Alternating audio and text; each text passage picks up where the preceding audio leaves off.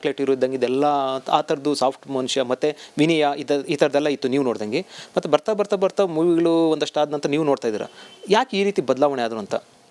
Sir ಏನು ಗೊತ್ತಾ sir, ನಾವು ಏನೇ ಬೆಳೀತಾ ಹೋಗುತ್ತೆ, ಸರ್ಕಲ್ಲು ದೊಡ್ಡದಾಗ್ತಾ ಹೋಗುತ್ತೆ.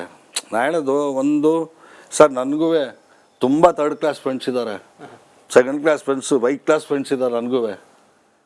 ನಾವು ಹೆಂಗೆ ಇಂಟ್ರ್ಯಾಕ್ಟ್ ಮಾಡ್ತೀವಿ, ಯಾವುದು ಇಟ್ಕೊಳ್ತೀವಿ, ಯಾವುದು ಇಟ್ಕೊಳ್ಳಲ್ಲ. ಯಾಕಂದರೆ ಎಲ್ಲದರಲ್ಲೂ ಪ್ರತಿಯೊಬ್ಬರಲ್ಲೂ ಒಂದು ಒಳ್ಳೆ ಗುಣ ಇದ್ದೇ ಇರುತ್ತೆ. ಯಾವತ್ತು ಒಳ್ಳೆ ಗುಣಗಳು ನಾವು ಅಳವಡಿಸ್ಕೊಂಡು ಹೋಗ್ತಾ ಹೋದರೆ ನಮ್ಮ ಜೀವನ ಸುಂದರವಾಗಿ ರೂಪಗೊಳ್ತದೆ.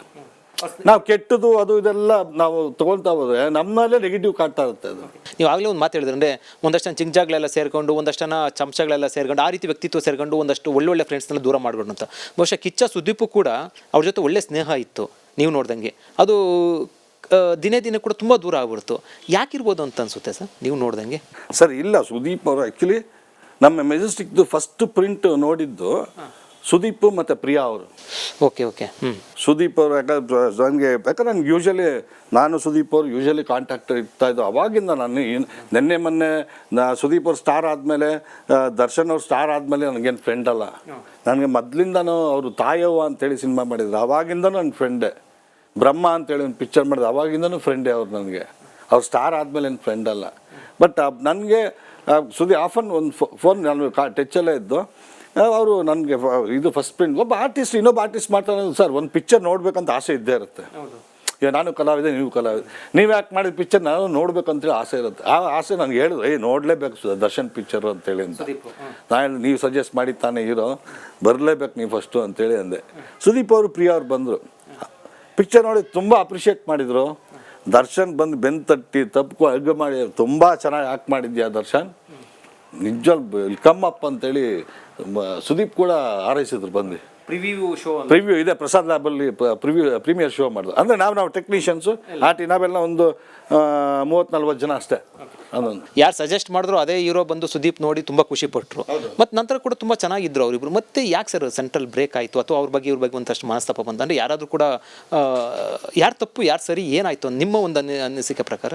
ಸರ್ ಆ ಸಂದರ್ಭದಲ್ಲ, ಬಟ್ ಯಾರು ತಪ್ಪು ಯಾರು ಸರಿ ಅಂತೇಳಿ ನಾನು ಹೇಳಿಕ್ಕೆ ಬರಲ್ಲ ಸರ್.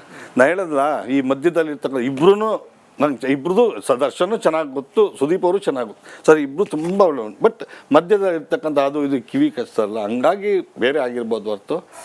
ಬಟ್ ಸುದೀಪ್ ನಾನು ನೋಡ್ದಂಗೆ ಸುದೀಪು ಯಾರು ಸ್ನೇಹನ ಕಳ್ಕೊಳ್ಳೋಂಥ ವ್ಯಕ್ತಿ ಅಲ್ಲ.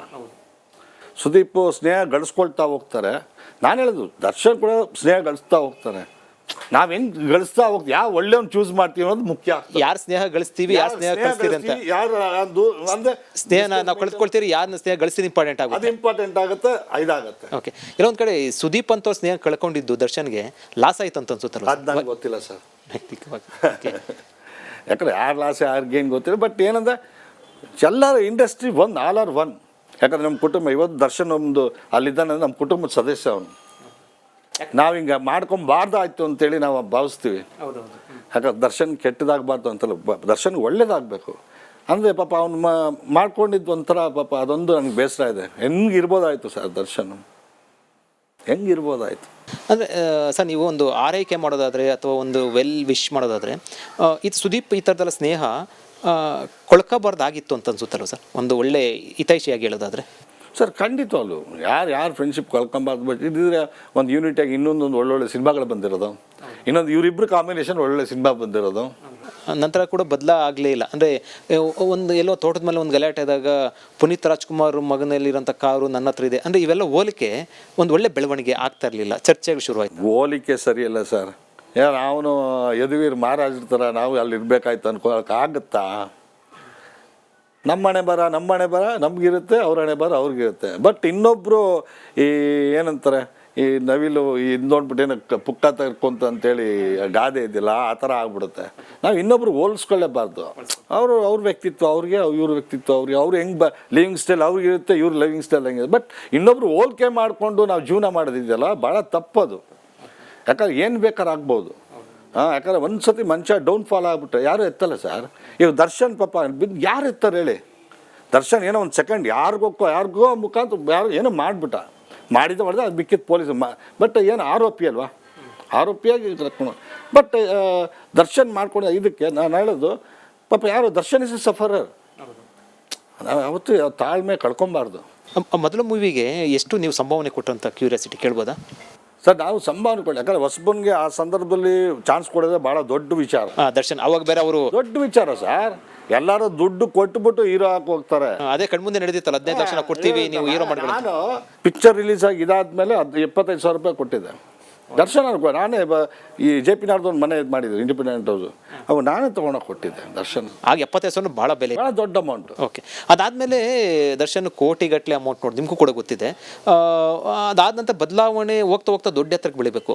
ಈ ಥರದ್ದು ಗಲಾಟೆಗಳು ಪದೇ ಪದೇ, ಅಂದರೆ ಒಂದು ಗಲಾಟೆ 2 ಗಲಾಟೆ ಆದರೆ ಓಕೆ ಏನು ಗೊತ್ತಿಲ್ಲದಿರ ಅನ್ಬೋದು. ಒಂದು ಪದೇ ಈ ಥರ ಗಲಾಟೆಗಳು, ಈ ಥರ ಒಂದಷ್ಟೆಲ್ಲ ಕಾಂಟ್ರವರ್ಸಿ ಸಿಗಾಕೊಂಡಿದ್ದು ಒಂದು ಹೀರೋಗೆ ಇರಬೇಕಾಗಿದೆ. ಯಾಕಂದ್ರೆ ಫ್ಯಾನ್ಸ್ ಫಾಲೋವರ್ಸ್ ತುಂಬ ಇದ್ದಾರೆ. ಇದು ಯಾಕಾಯಿತು ಅಥವಾ ಈ ಥರದ್ದು ಬೇಕಾಗಿತ್ತು ಅಂತ ಅನ್ಸಲ್ಲ? ಯಾಕಂದ್ರೆ ಬೇರೆ ಯಾರು ಹೀರೋಗಳದ್ದು ಕೂಡ ಈ ರೀತಿ ಆಗಿರಲಿಲ್ಲ ಸರ್. ಖಂಡಿತವಲ್ಲ. ಯಾಕಂದರೆ ಈ ಒಂದು ಅವ್ರವರು ಪರ್ಸ್ನಲಾಗಿ ಹೆಂಗೆ ನಾವು ಸಮಾಜದಲ್ಲಿ ನಡ್ಕೊಳ್ತೀವಿ ಅದ್ರ ಮೇಲೆ ಡಿಪೆಂಡ್ ಸರ್. ಬಟ್ ಯಾಕಂದ್ರೆ ಈ ಒಂದು ವಿಚಾರದಲ್ಲಿ ನಾನೇನು ಹೇಳಲಿಕ್ಕೆ ಹೋಗಲ್ಲ. ನಾವು ಹೆಂಗೆ ಉಳಿಸ್ಕೊತೀವಿ ಸಮಾಜ ಹಂಗೆ ಸರ್. ಈಗ ನೀವು ಮುಂಚಿಂದ ಕೂಡ ರಾಜಕೀಯದಲ್ಲಿ ಉಳಿಸ್ಕೊಂಡಿದ್ದಂಥವ್ರು, ಮತ್ತು ರಾಜಕೀಯ ಜೊತೆಲಿ ಹಲವು ಮುಖಂಡರ ಜೊತೆ ಸಂಪರ್ಕ ಇತ್ತು, ಅವೆಲ್ಲ ಕೂಡ ಇತ್ತು. ದರ್ಶನ್ ಇತ್ತೀಚೆಗೆ ಎಲ್ಲ ಒಂದು ಕಡೆ ಯಾರೋ ಒಬ್ರು ಹೇಳಿದ್ರು ಏನು ರಾಜಕೀಯ ಫೀಲ್ಡ್ಗೆ ಬರಬೇಕು ಆ ಥರದ್ದೆಲ್ಲ ಒಂದಷ್ಟು ಎಲ್ಲ ಚರ್ಚೆ ಆಗ್ತಾಯಿತ್ತು. ಹಿಂದೆ ಸುಮಲತಾ ಅವರು ಕೂಡ ಹೋಗ್ಬಿಟ್ಟು ಕ್ಯಾಂಪೇನ್ ಎಲ್ಲ ಮಾಡಿದ್ರು ಮಂಡ್ಯದಲ್ಲಿ. ರಾಜಕೀಯ ಸಂಬಂಧ ಅಂದರೆ ಏನಾದರೂ ಕೂಡ ಹಿಂದೆ ಎಲೆಕ್ಷನ್ ನಿಂತ್ಕೊಳ್ಳುವಂಥ ಏನಾದರೂ ಕೂಡ ಒಂದು ಆಫರು ಆ ಥರದ್ದು ಏನಾದರೂ ಇತ್ತಾ ದರ್ಶನ್ಗೆ? ಸರ್ ದರ್ಶನ್ಗೇನು ಇರಲಿಲ್ಲ.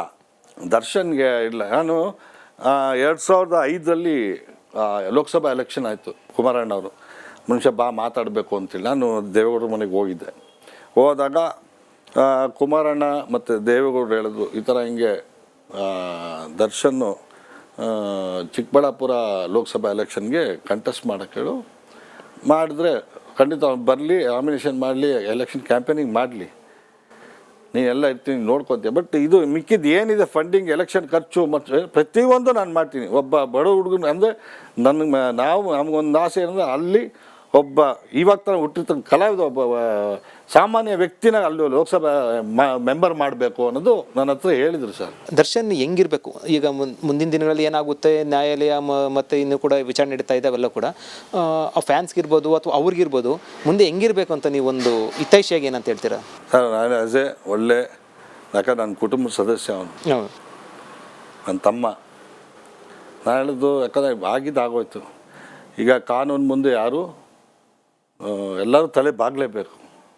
ಕಾನೂನು ಹೆಂಗೆ ಹೇಳಿ, ಕಾನೂನು ಎಲ್ಲ ಪ್ರತಿಯೊಂದು ಮುಗಿಸ್ಕೊಂಡು ಬಂದಮೇಲೆ ನಿಜ ತಾನಾಯಿತು, ಒಂದು ಪಿಕ್ಚರ್ ಆಯಿತು, ತನ್ನ ಕುಟುಂಬ ಆಯಿತು, ಆಮೇಲೆ ಒಳ್ಳೆ ಸ್ನೇಹಿತರು ಹಾರಿಸ್ಕೊ. ನಿನಗೆ ಹೊಗಳೋರು ಹಾಕೊಂಬೇಡ, ನಿನ್ನ ಬೈಯೋರು ಹಾಕೋ, ನಿನ್ನ ತಪ್ಪು ಹೆಜ್ಜೆ ಇಡೋರ್ನ ಹಾಕೋ, ಜೊತೆಲಿ ಇಟ್ಕೋ, ಕುಟುಂಬದ ಜೊತೆ ಚೆನ್ನಾಗಿರೋ. ಕುಟುಂಬ ಅಲ್ಲ ಸರ್ ಇರ್ತಾರೆ ಸರ್, ಎಲ್ಲ ಇದೆ ಅಟ್ಮಾಸ್ಫಿಯರಾಗಿ ಮಾಡುತ್ತೆ. ಇವತ್ತು ಎಲ್ಲ ಚೆನ್ನಾಗಿದ್ದಾರೆ.